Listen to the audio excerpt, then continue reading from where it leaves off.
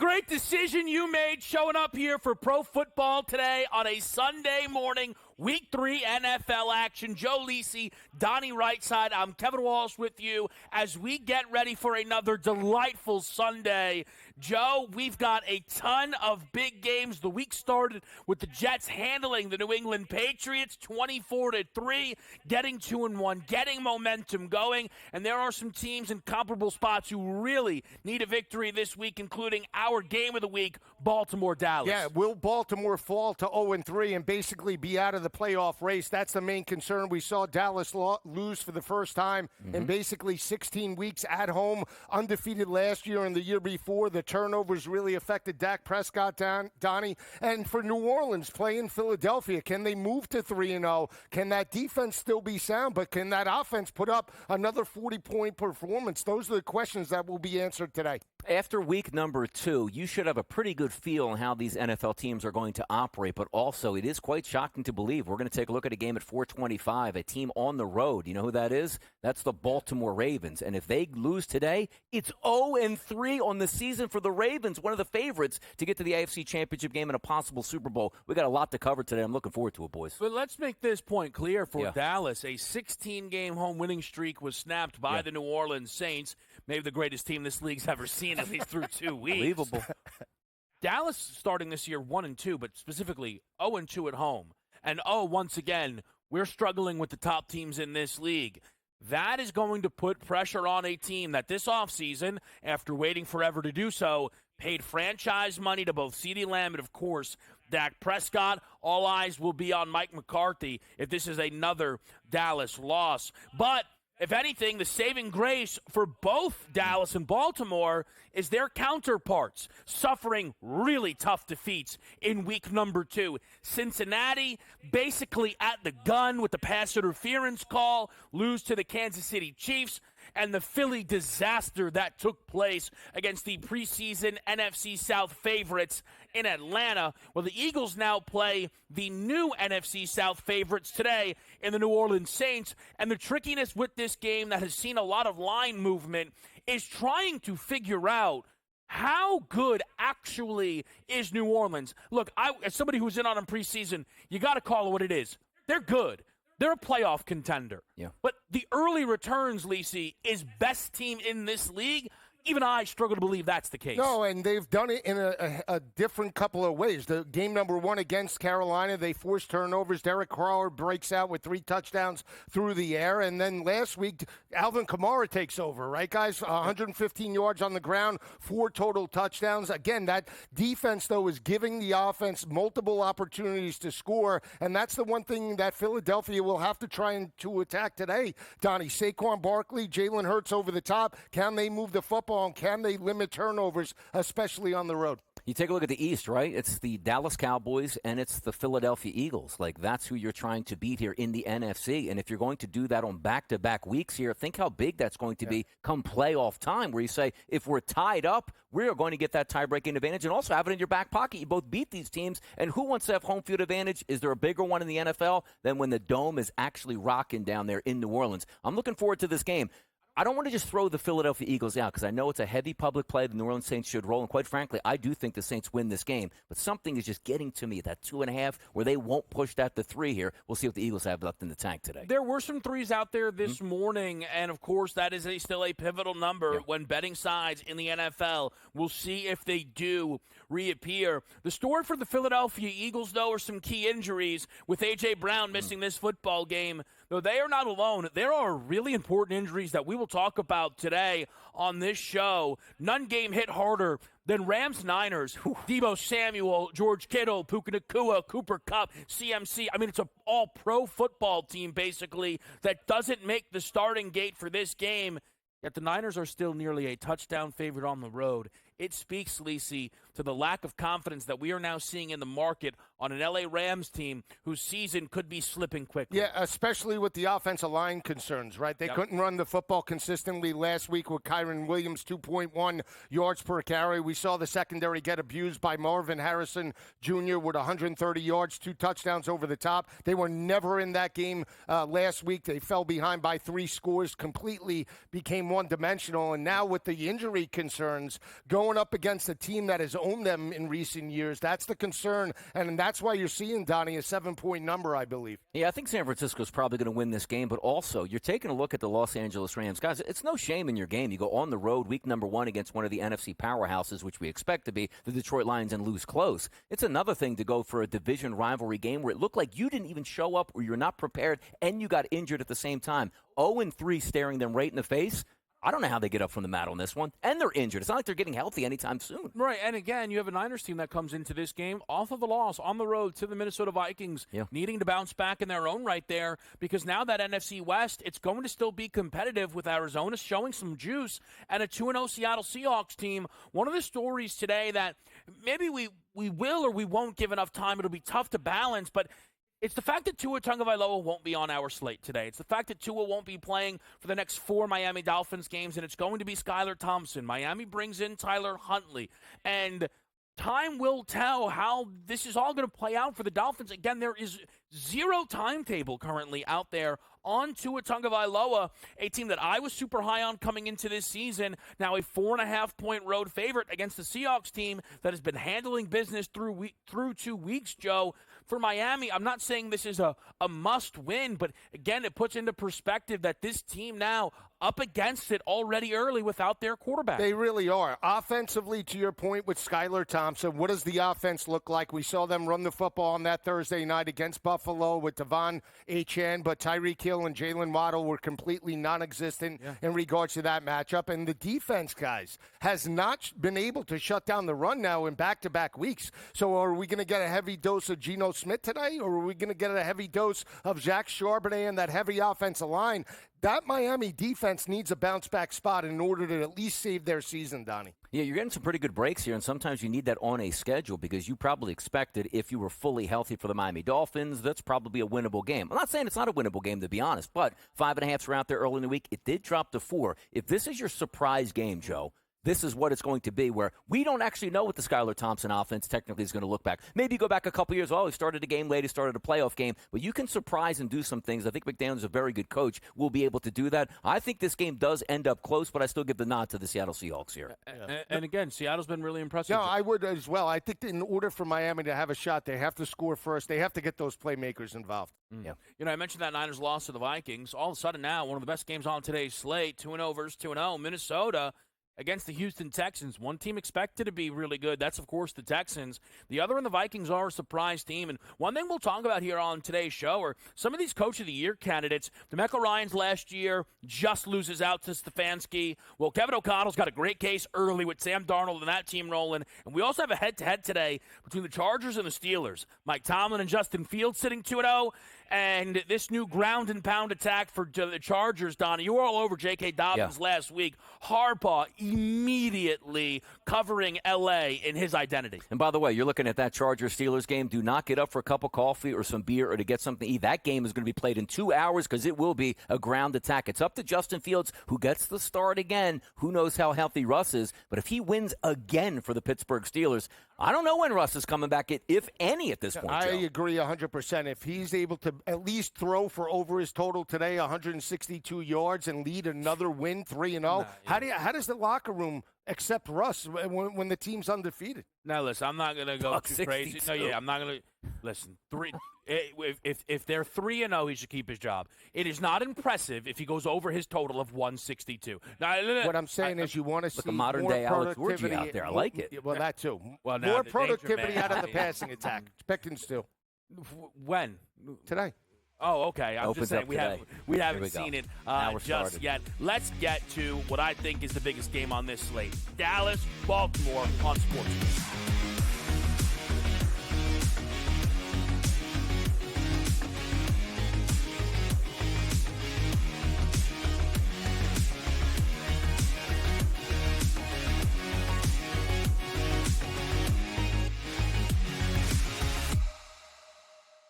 Anyone that's been to a sporting event, the atmosphere before a game, I think Game Time Decisions has that same exact atmosphere. This is our arena.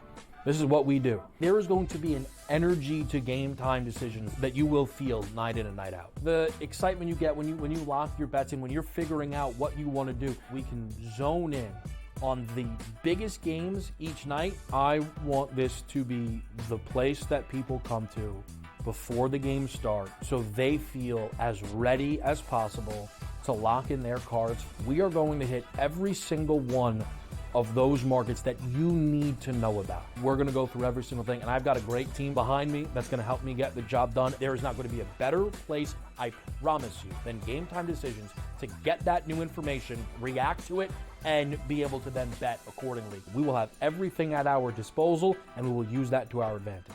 I'm Kevin Walsh. Tune into Game Time Decisions from 6 to 8 p.m. Eastern on SportsGrid. It's a new era in CFB to start off this year, put on full display. My take on this game is simple. I know some people will be upset about it. Good riddance to the Pac-12. Can you do it in terms of the week to week to week? I don't see a pathway for this team to miss the college football playoff. We want to make sure you have those best bets in the entirety of our betting cards. That was thinking! But he had that program was already going there! Only on SportsGrid. The sharpest football contest show in the land, the Las Vegas Football Contest Show, focuses on Circa Sports Million, Circa Survivor, and the Westgate Super Contest, handicapping the games and releasing our contest picks every week of the season. With two former Super Contest winners, Brady Cannon and James Salinas, a former NFL player, Mike Pritchard, and over $1 million in contest prize money won combined, the Las Vegas Football Contest Show will have you prepared this season like none other.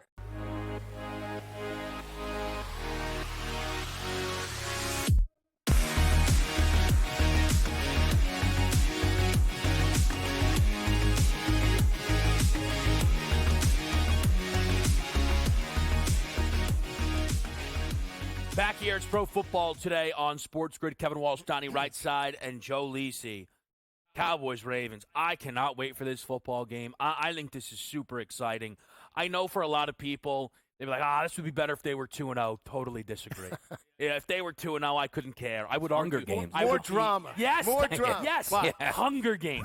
Hunger Games. Now, the caveat is, I actually sneaky think either team could survive a loss due to what's surrounding them within their divisions.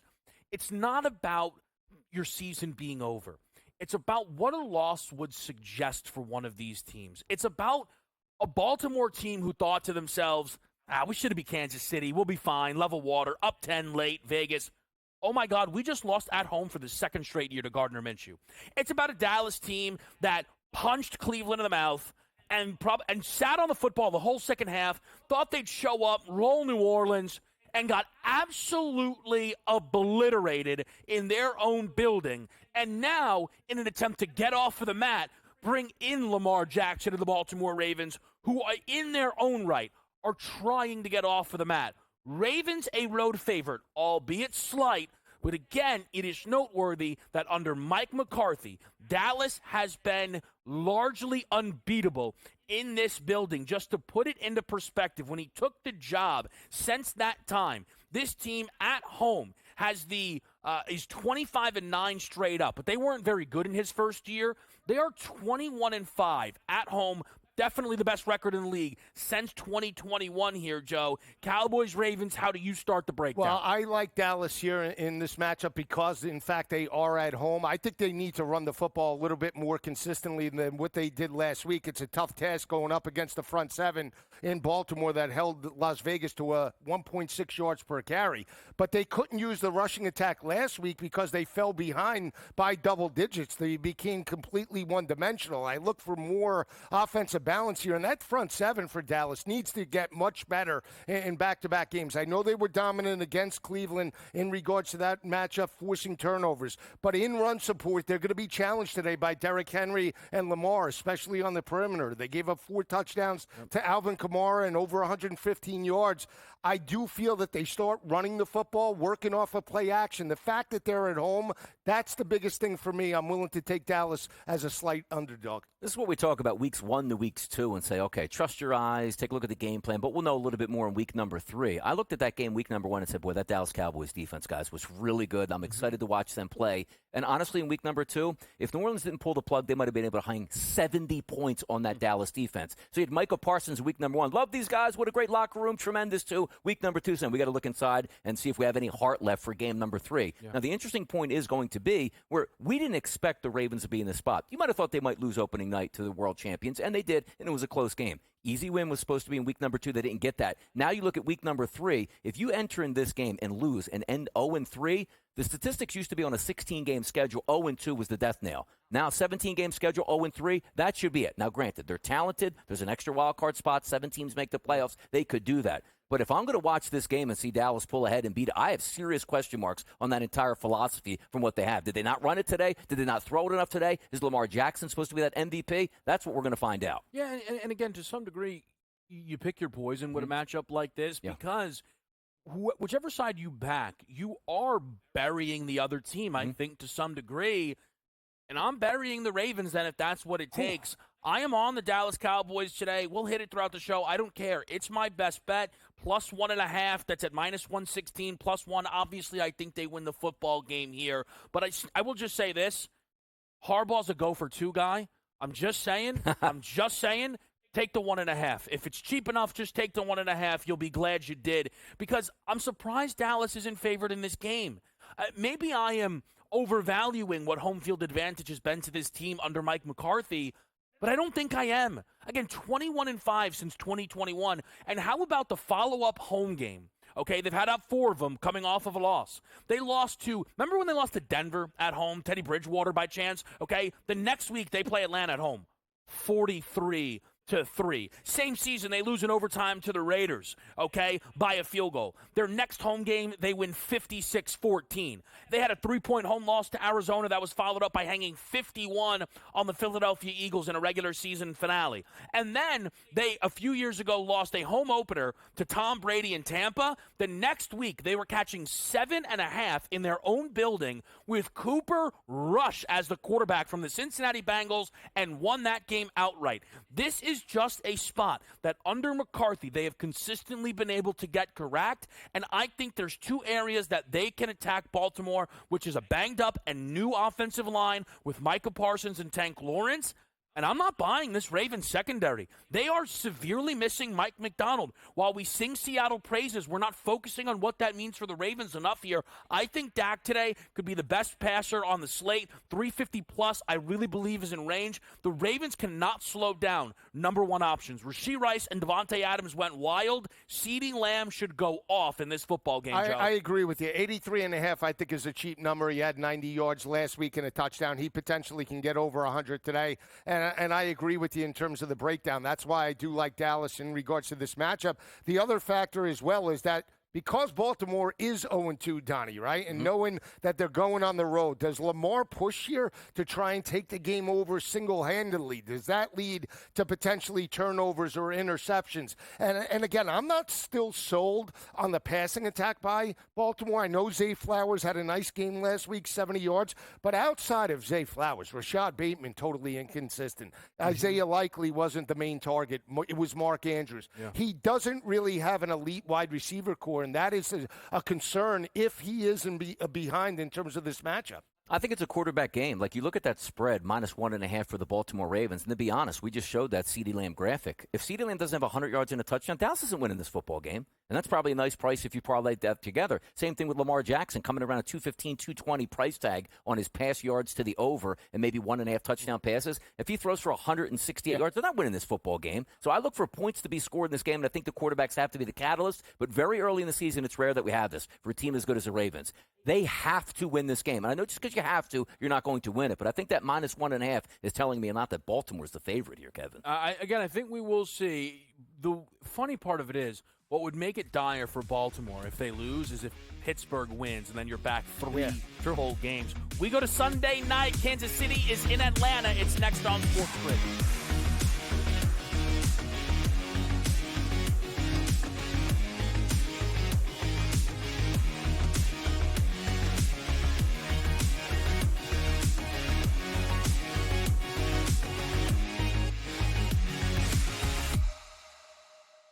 Anyone that's been to a sporting event, the atmosphere before a game, I think Game Time Decisions has that same exact atmosphere. This is our arena.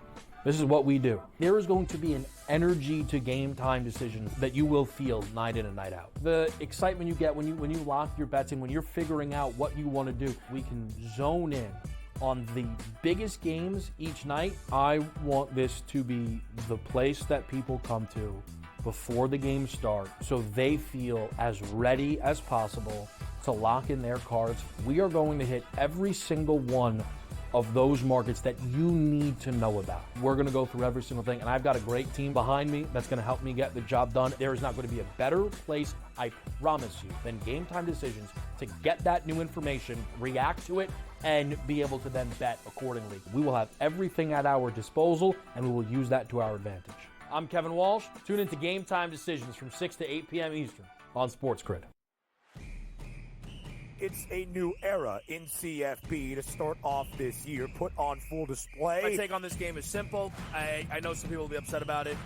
Good riddance to the Pac-12. Can you do it in terms of the week to week to week? I don't see a pathway for this team to miss the college football playoffs. We want to make sure you have those best bets in the entirety of our betting cards. That was thinking! But he had that program was already going there! Only on SportsGrid. The sharpest football contest show in the land, the Las Vegas Football Contest Show, focuses on Circa Sports Million, Circa Survivor, and the Westgate Super Contest, handicapping the games and releasing our contest picks every week of the season. With two former Super Contest winners, Brady Cannon and James Salinas, a former NFL player, Mike Pritchard, and over $1 million in contest prize money won combined, the Las Vegas Football Contest Show will have you prepared this season like none other.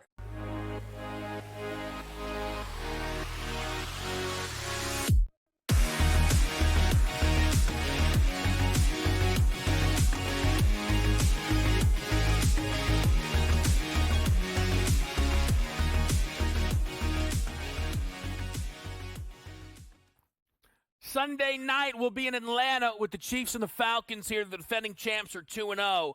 But I think to speak to the fact that this team could easily be 0-2, maybe not easily, but it's certainly on the board with the way those games have gone. Of all the 2-0 teams, the Kansas City Chiefs have the lowest point differential of any of them. Now, you could argue they've had the toughest stretch playing Baltimore and Cincinnati, but this has not been a dominant Chiefs team, which is what I think a lot of people were expecting out of the Chiefs this year, is all that ugliness and ruggedness from last year would be gone, and it would be Chris, smooth sailing, MVP Pat. And again, that's not been here. Pat is coming off of maybe the least prolific game of his entire career, throwing for under 160 passing yards last week, yet still a field goal favorite on the road. Donnie, how important, though, do you believe Isaiah Pacheco's absence will be in this game? I mean, massive. And when would we ever think about that? Like a running back, oh, no, Kansas City, so what? You have so many weapons at wide receiver, at tight end, the best offensive line in the league, and Andy Reid calling plays. Now we're sort of shuffling tackles here, Kevin, at the wrong time. Now Pacheco is down, so you're going to lean on Carson Steele as your lead back at this point. Rashee Rice, seemingly your only viable option at wide receiver. Worthy not yet there. And, of course, we know that Marquise Brown won't be around to the postseason if the Kansas City Chiefs make the postseason, which leads it's all on Patrick Mahomes' shoulder here on a week-to-week basis. Now, you might say to yourself, well, that's not a bad option to have, the best quarterback in football, maybe when it's all said and done, one of the best of all time. But he needs help, Joe. You take a look at Kelsey at tight end. He hasn't shown up yet. This is when it's supposed to be Batman and Robin taking care of business on the road, but it comes at a time where, can I say I don't know if I trust Kansas City right now? Oh, but you're putting your trust in Kirk Cousins? Okay. No, I didn't say that. Don't put words in my mouth. I mean, he did it last week, right? He had the 2-minute drive, leads the victory. Kirk Cousins, 22-21. But now it's back-to-back potential primetime spots. Can this Falcons team step up? And to Donnie's point, in regards to Pat Mahomes, you know, Travis Kelce hasn't stepped up. 1 reception, 5 yards. I do feel that in this spot on the road, this is a perfect opportunity to maybe open it up and utilize the best player on the field and the passing attack. I think Carson Steele will have and carry the ball maybe 15 to 17 times in this matchup. Could also catch the football out of the backfield. He's a little bit bigger and shorter to the ground than Pacheco. But again, this is going to come down to Pat Mahomes. I told you, he's 38-11 straight up or on the road or on a neutral field in his career. Yeah. And I'm just not buying, again, in Atlanta, big picture. They did it last week. That was a great drive. But, again, I need to see it in multiple weeks. I'm not putting my money on Kirk Cousins, but I do feel Kyle Pitts can have a bounce-back way. We saw Gesicki eat for Cincinnati in regards to the tight end position. Kyle Pitts can be a factor for that offense in Atlanta. And Isaiah likely tore up Kansas City in week number 1. They're so far the worst team against tight ends in this league. I think it's a really interesting spot. And Joe, you said it so perfectly. It was a great drive for Atlanta. If the Eagles had converted on that third down opportunity, we would be sat here. Sky is falling, 0-2. They'd be catching 4.5, 5 points. Yes, there probably would be some panic chatter. I mean, I may or may not have floated it out in the middle of that Monday nighter, quite frankly. I could only look Kansas City in this game at the flat 3, but the Chiefs, look, I laid 2.5 with them in week number 1, and I was able to sneak out of there thanks to Isaiah Likely's foot.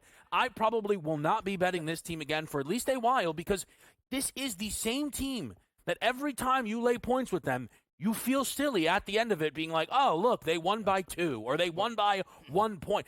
Them not covering last week against Cincinnati was the least surprising thing that happened on the entire slate of games here. One thing that I am expecting, though, today is to see Mahomes continue to use his legs. 29 rushing yards last week. His prop today at 18.5 I think is way too low. I know it's not apples to apples from comparisons, but Hurts and Fields ran all over Atlanta, combining for 142 yards over those 2 games. Pat Mahomes over 18.5 rushing yards, Joe, is one of my favorites on today's slate. It's a great look, and Pat Mahomes takes games over, right? He knows he's the guy, so it's a good look in regards to break and contain, especially if they utilize blitz packages, and Pat Mahomes could step up into the pocket. I like the over, actually. I lean to Kansas City to cover this line, but again, fast track, I understand limited weapons, but the way you win and have to challenge Atlanta, in my opinion, is over the top. We saw Jalen Hurts do that for the most part in the first half. Couldn't do it in the second half. And again, we saw Kirk Cousins come into a rhythm. Does that continue? Because I don't think they're going to be able to run the football on that front 7. By the way, quick points. I don't know. It tends to an under for me, but Kirk Cousins week number 1, terrible. Kirk Cousins week number 2, terrible until the final drive where the Eagles imploded. Imagine if they were 0-2, what we're looking at in this football game. I just can't go Atlanta. I just can't do it. Imagine if this was a pair of 0-2 teams. Now that would have some juice. Kelsey does find the end zone in this one, though. Did make sure to get that on the card. We're right back here. SportsGrid Pro Football today.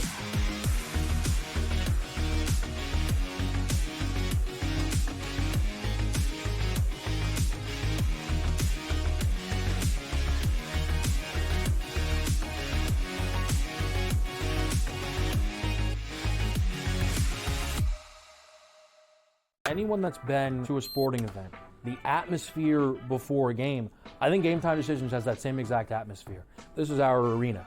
This is what we do. There is going to be an energy to Game Time Decisions that you will feel night in and night out. The excitement you get when you lock your bets in, when you're figuring out what you want to do, we can zone in on the biggest games each night. I want this to be the place that people come to before the games start so they feel as ready as possible to lock in their cards. We are going to hit every single one of those markets that you need to know about. We're going to go through every single thing, and I've got a great team behind me that's going to help me get the job done. There is not going to be a better place, I promise you, than Game Time Decisions to get that new information, react to it, and be able to then bet accordingly. We will have everything at our disposal, and we will use that to our advantage. I'm Kevin Walsh. Tune into Game Time Decisions from 6 to 8 p.m. Eastern on SportsGrid. It's a new era in CFB to start off this year, put on full display. My take on this game is simple. I know some people will be upset about it. Good riddance to the Pac-12. Can you do it in terms of a week to week to week? I don't see a pathway for this team to miss the college football playoffs. We want to make sure you have those best bets in the entirety of our betting cards. That was thinking! But he had that program was already going there! Only on SportsGrid. The sharpest football contest show in the land, the Las Vegas Football Contest Show, focuses on Circa Sports Million, Circa Survivor, and the Westgate Super Contest, handicapping the games and releasing our contest picks every week of the season. With 2 former Super Contest winners, Brady Cannon and James Salinas, a former NFL player, Mike Pritchard, and over $1 million in contest prize money won combined, the Las Vegas Football Contest Show will have you prepared this season like none other.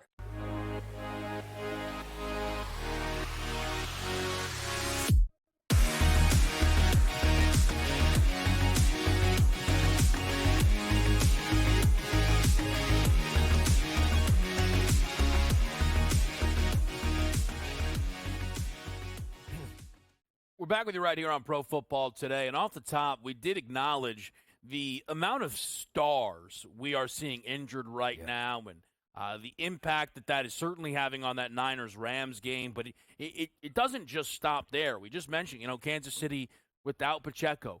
Prop-wise, and we can touch on this quickly, and then we're going to get into a lot of these pass catchers. But prop-wise, Donnie, Pirine, Steele, eventually Kareem Hunt. Is it all stay away for you? It's just don't outsmart yourself, because where's everybody going today? Like, Pacheco's out. Steele's going to be great. Did I miss something here? Yeah. Is Adrian Peterson just got drafted out of Oklahoma so to backup running back? Absolutely not at this point. So from my mindset, don't be upset when you have Carson Steele and it's a ball on 3rd and 1 on the 1-yard line where you're going in, and it's a play fake and it's a dump off to Kelsey when Pacheco, would get that football. How can you trust these guys? I can't trust them. Running backs, no. In secondary wide receivers, I would take a shot, meaning stepping up in regards to that. But running backs, Donnie's right. In regards to usage, NFL coaches, the way they utilize some players, especially around goal line opportunities, it's a tough ask. Of the bunch, I'd be interested in Carson Steele, but the numbers aren't cheap enough to get there. Now, let's get to some of these pass catchers. And I think it'll be easier to start with Philly because it's just A.J. Brown missing. What we saw on Monday was Devonta Smith get 10 targets, and then Britton Covey be Mr. Bubble Screen. Jahan Dotson, nowhere to be seen. Donnie, talk to me, not just today, but big picture. Mm-hmm. How damaging this A.J. Brown injury is, and if it could potentially derail Philly's season early. It could, because here's what we're not understanding just yet. The Eagles don't have the luxury of saying, okay, good, we won week number 1, fantastic. Didn't have A.J. Brown week number 2, you should have won that game and you're 2-0. Yeah. You go into the Dome today at 2-0, you get beat, you're 2-1, okay, maybe you get A.J. Brown. But let's just say the Philadelphia Eagles go into the Dome and get beat and end up 1-2.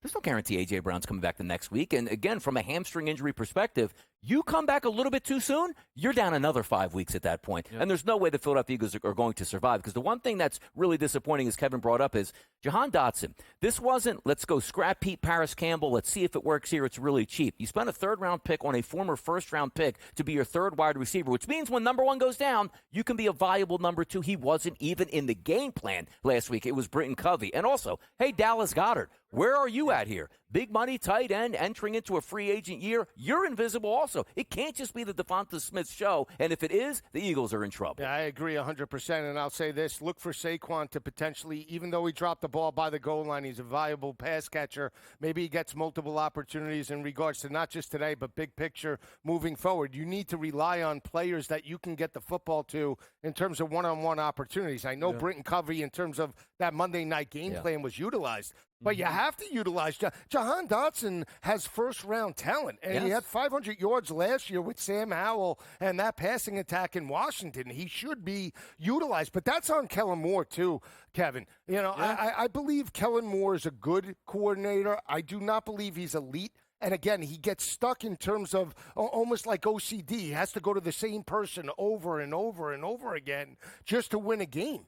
I listen, that specifically, right? The Britton Covey stuff feels like that's his fault, but not seeing Dotson active feels like that could be on Jalen Hurts.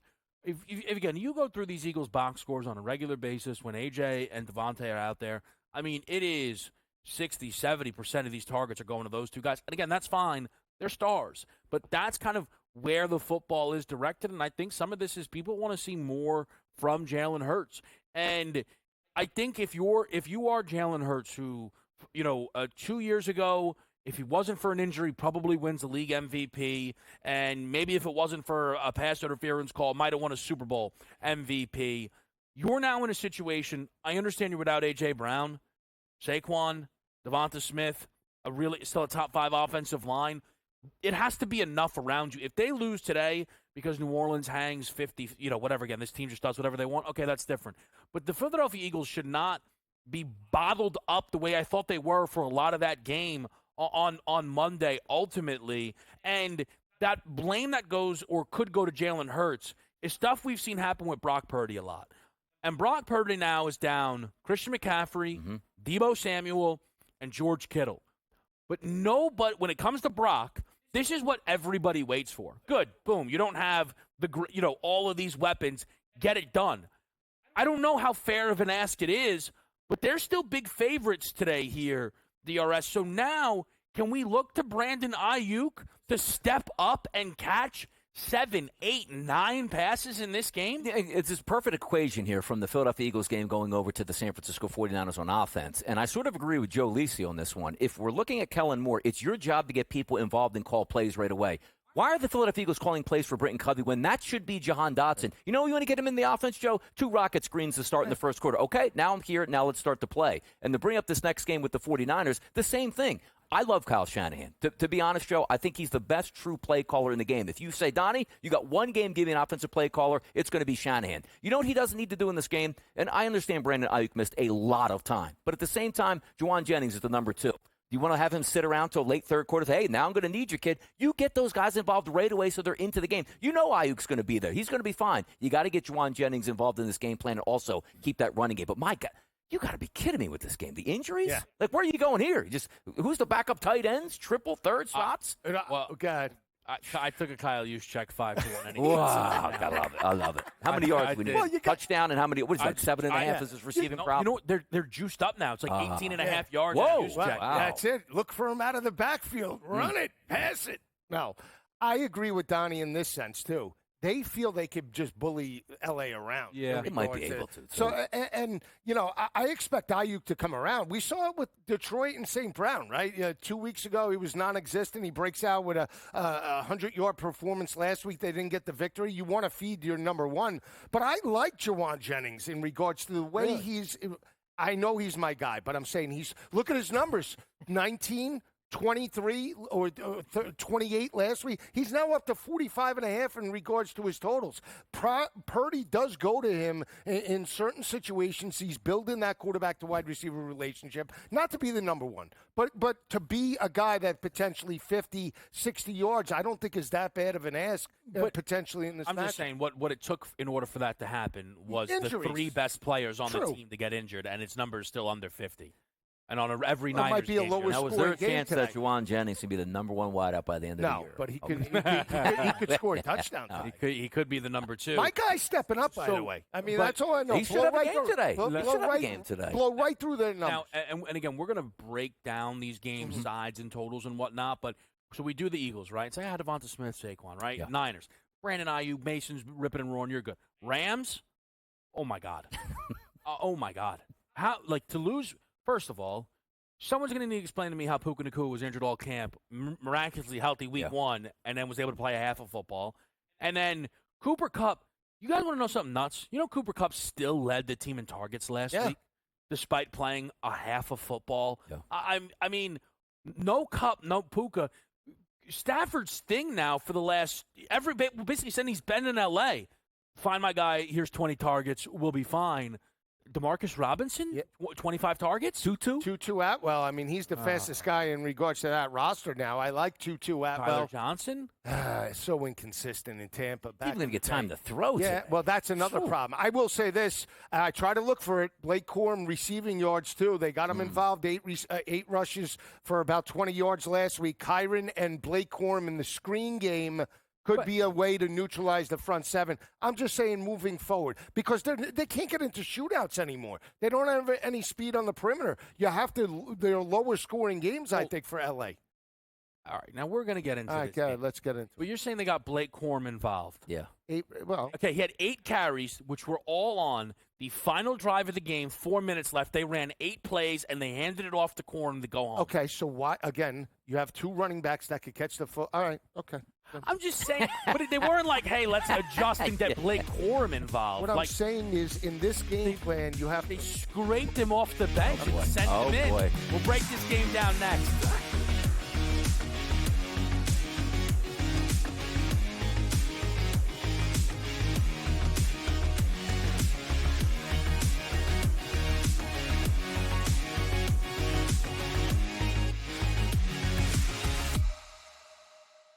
Anyone that's been to a sporting event, the atmosphere before a game, I think Game Time Decisions has that same exact atmosphere. This is our arena.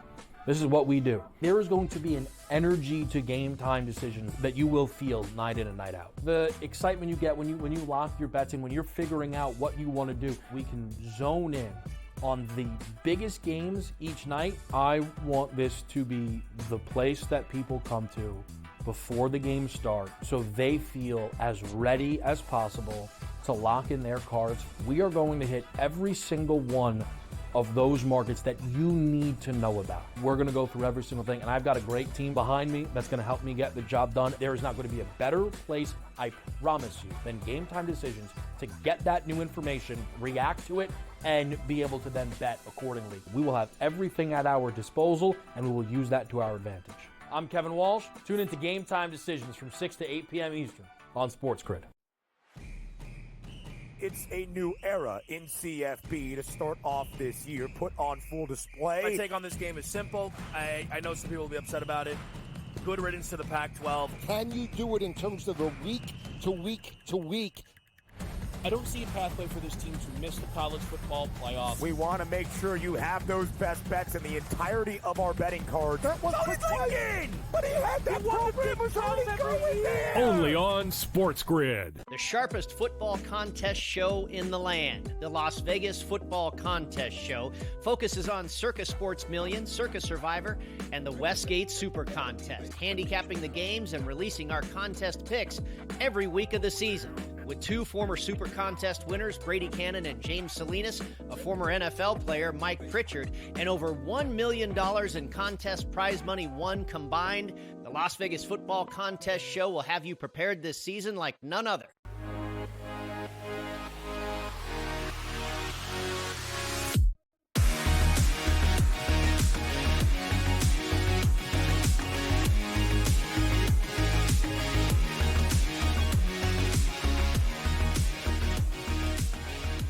Welcome back in Pro Football Today. Let's lock in here. We've kind of danced around these games a little bit, Rams, Niners, and Eagles, Saints, as we have a lot of injuries that could provide a lot of opportunity for some guys, even guys that have been absolutely irrelevant to their team so far, who could all of a sudden become a third down back despite not being good pass-catching running backs here. I mean, this is fantastic. A 6.5-point number, total checking in around 44.5, 43.5.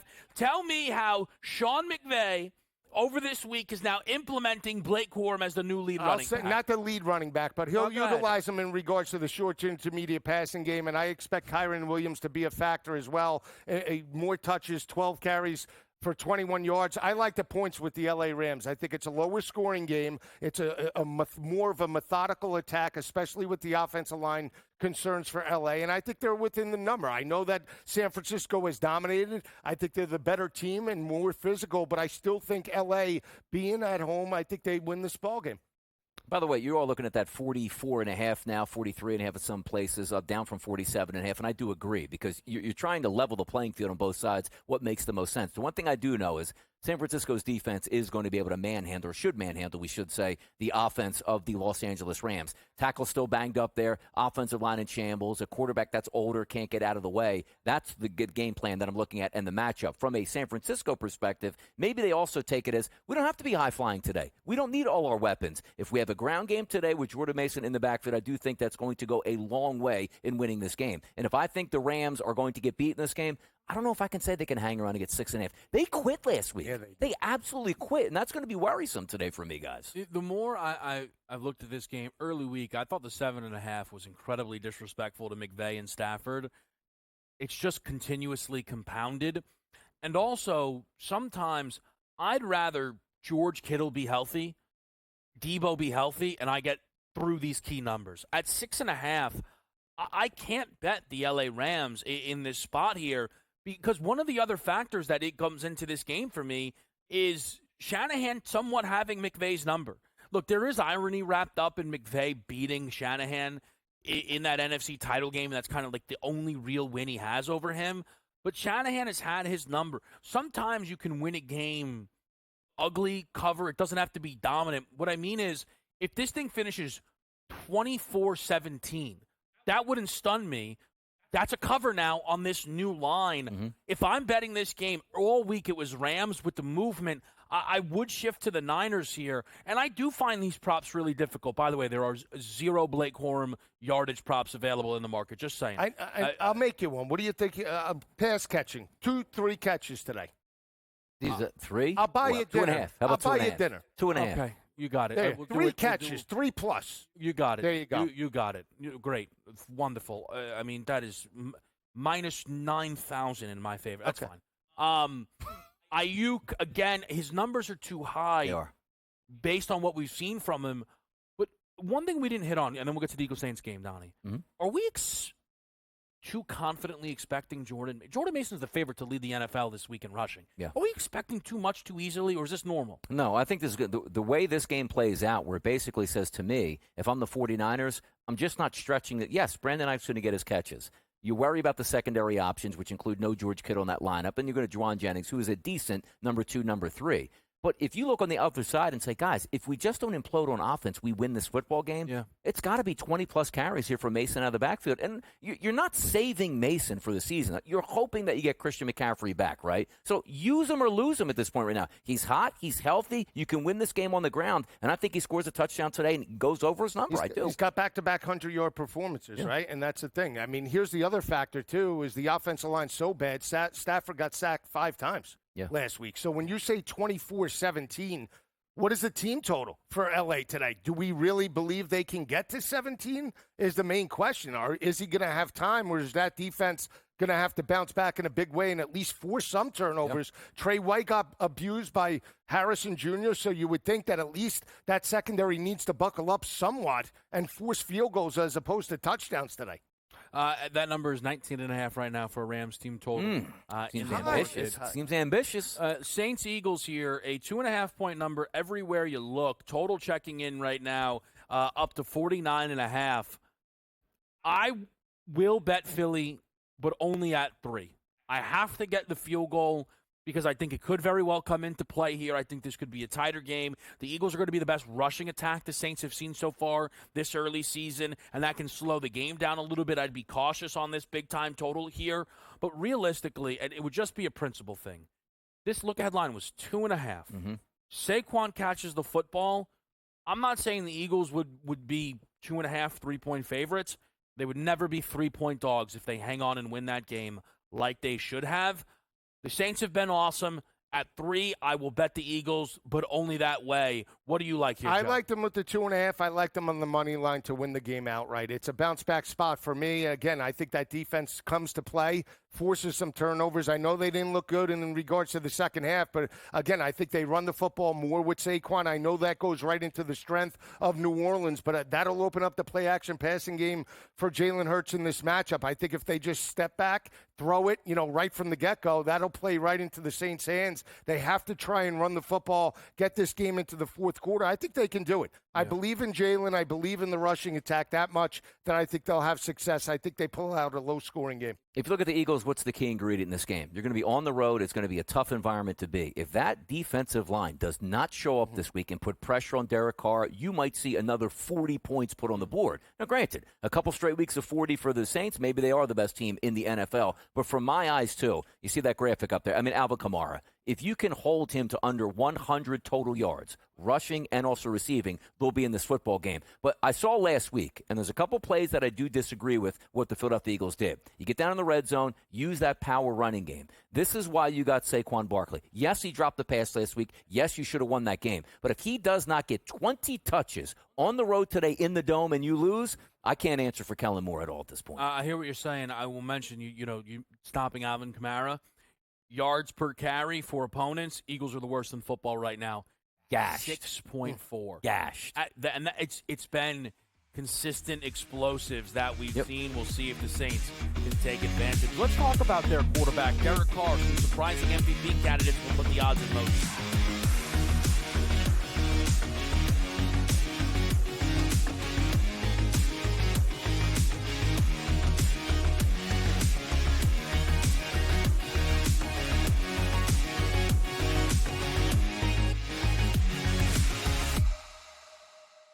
Anyone that's been to a sporting event, the atmosphere before a game, I think Game Time Decisions has that same exact atmosphere.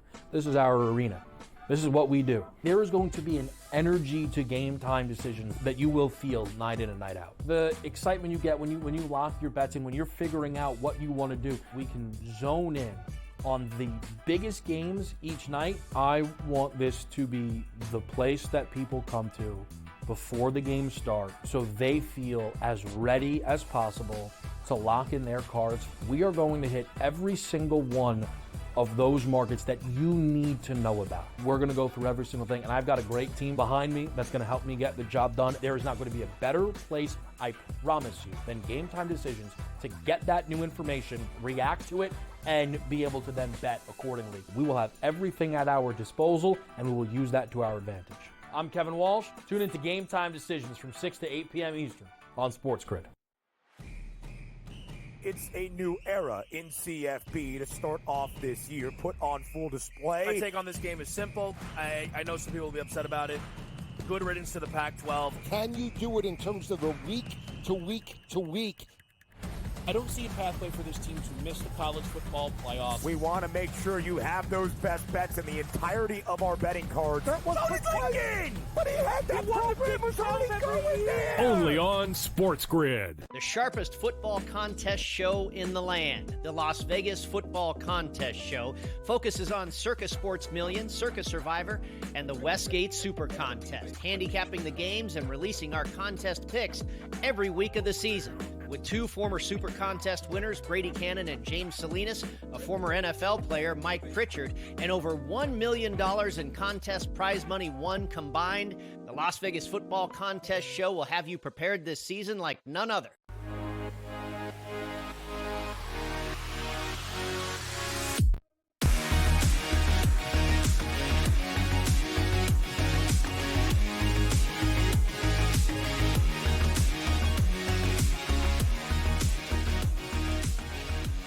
Odds in motion time here on a SportsGrid Sunday. Kevin Walsh, Donnie Rightside, Joe Lisi. If you take a look at the NFL MVP market, you've got your usual suspects up at the top there. Pat Mahomes, Josh Allen, C.J. Stroud. Those are the quarterbacks that are underneath that 12-1 barrier. But there are a few quarterbacks who are starting to creep into the conversation, or at least a few quarterbacks that if you ended the season today, albeit that would be silly after 2 games, would actually win this award. And Derek Carr, through 2 weeks, is probably your MVP winner. Again, if you gave it out after 2 weeks. He's 33-1 now. Huge ticket items if you were able to get him earlier in the season if you were a believer. But are you a believer now, Donnie? How do you feel that 33-1 stacks up? No, it's ridiculous at 33-1. Whoa. Like he's going to be the MVP of the Whoa. NFL. And again, if they're dropping 40 every week and you see an undefeated season for the New Orleans Saints, then maybe so good and we'll go that route. I just don't see it. He deserves to move up. But also, at the same time, you look at the top, Mahomes and Allen, and then you say, okay, C.J. Stroud, who I really like. Are these guys MVPs? Like Hurts? I don't know. Rodgers, sluggish start here. Brock Purdy can't get out of his own way. So there are price points here that I think are too low. But Derek Carr's 33-1. No shot him on. No, I'm not taking Derek Carr. I would take a shot, though, on Baker Mayfield, 30-1. And I say that because they have won the division 3 years in a row. Baker is now 2-0. They went on the road last week. He did play well. They get the victory over Detroit, the second potentially best team in the conference. Again, Baker's putting up numbers for the most part, right? He did it at the end of last year. If that continues, I mean, 30-1 is a pretty good price. Do I absolutely believe they're built right here, right now to maybe go to the championship? No, but I think they can get to the second round, and then anything could happen. So for me, I would say Baker. I actually think Baker's been the MVP through 2 weeks, right? Over Derek Carr, you'd be splitting hairs, right? I think, again, you would lose on the popular vote. What I think is very interesting, though, with what we've seen this award be, the Saints are 6-1 to have the number 1 seed in the NFC. If that happens, Donnie, would you say that, okay, you know what? Then he has a chance, Derek Carr, which at that point, the 33-1 doesn't seem that bad. Yeah. But if we're looking honestly, and maybe it is one of those years where we catch an MVP that you never thought would be the MVP, because what usually happens, the cream rises to the top, but also Most of these guys get out to it like Mahomes through 2 weeks. Oh, what's he got? 8 touchdown passes already? Like, no, like nobody is throwing touchdown passes, which then leads you to believe that some of the other guys can step into it. Now you're looking at running backs like Saquon Barkley pops in there at 100-1. Of course we're not going there because it's really not a running back award. But when you see the Mahomes and the Allens, we expect them to be there at the end. But what happens if we reset expectations, Kevin? Oh, Mahomes won the MVP. What do you have? 47 touchdown passes. Right. What happens if it's 37 now? You know what I mean? It's completely different this year. Well, I think the thing is, again, look, Lamar Jackson did not deserve league MVP last year. It was an atrocious MVP. It was hardly his best season when he actually won MVP. If you look around the league, he wouldn't have been a top 3 guy on my ballot. But the Ravens were the number 1 seed and won a huge primetime game against the Niners. And I think that would be the selling point on Derek Carr. It would be the selling point on Baker. And if you're really a believer, I mean, Kyler Murray's 28-1, and I would imagine fits the pedigree of what people are looking for out of an MVP quarterback a little bit more. He's been in an MVP race before. Lisi. He has, and 266, 3 touchdowns last week. He hits Marvin Harrison. He makes electric plays, extends plays with his legs. That's always like that added benefit in regards to stats. So that might be. I mean, that's good value, 28-1. I mean, you want to. I'll throw a name out there. And I wonder if it's going to be the same guy. It's a huge lottery ticket. But again, I'm just going to throw it. No, don't waste my time. 200-1. Blake Corum. Don't do it. Not Blake Corum. What were we going to say? No, go ahead. I was going to say if Minnesota knocks off Houston today, Sam Darnold, 150-1. Okay. I'm just saying. If he puts up numbers, and I'm just throwing it out there, 13-4, they surprise everybody. Number 1 team, much like Lamar Jackson. Is it worth the flyer at 150-1? I would cut it down 100. There's a guy at 50-1. I'm looking at same in that division. Who was your guess, by the way? Who were you going to say? Jordan Love. That me too. I thought you were going to say Jordan Love. I was going to say Jordan Love, but I don't know when he's exactly coming next back. Week. Looks like next week. Every indication is he is coming back next week. Here is, though, my stance on this. I said this to you on the radio the other day. You didn't agree with me. Go. So maybe I'll get Lisi to agree with me. If they win today without him, he is absolutely dead eliminated from the MVP race. I do not want to hear it. If they go 2-0 with Malik Willis. Malik Willis isn't doing anything. But they're doing it right. Yeah, but they'd be 2-0. Yeah, but they're it's doing it ground and pound. Yeah. They put up 16 points. I understand. I know. But how is he the most valuable player in the league if they go 2-0 I like when he gets without? on you more than Yep, see that? How could he be the most valuable He was player? hurt. He's still hurt from Brock Purdy MVP last year. Well, I was Still right. hurt. I was right. boy. Wheels. Wheels. We're going to give it to Jawan Jennings. The Niners won that game. We got some QB questions for you on deck. We're live on SportsGrid.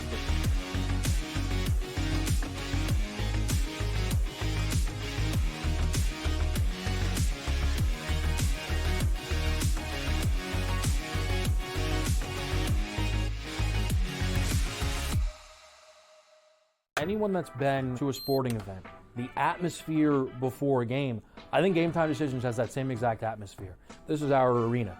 This is what we do. There is going to be an energy to Game Time Decisions that you will feel night in and night out. The excitement you get when you lock your bets in, when you're figuring out what you want to do, we can zone in on the biggest games each night. I want this to be the place that people come to before the games start so they feel as ready as possible to lock in their cards. We are going to hit every single one of those markets that you need to know about. We're going to go through every single thing, and I've got a great team behind me that's going to help me get the job done. There is not going to be a better place, I promise you, than Game Time Decisions to get that new information, react to it, and be able to then bet accordingly. We will have everything at our disposal, and we will use that to our advantage. I'm Kevin Walsh. Tune into Game Time Decisions from 6 to 8 p.m. Eastern on SportsGrid. It's a new era in CFB to start off this year, put on full display. My take on this game is simple. I know some people will be upset about it. Good riddance to the Pac-12. Can you do it in terms of the week to week to week?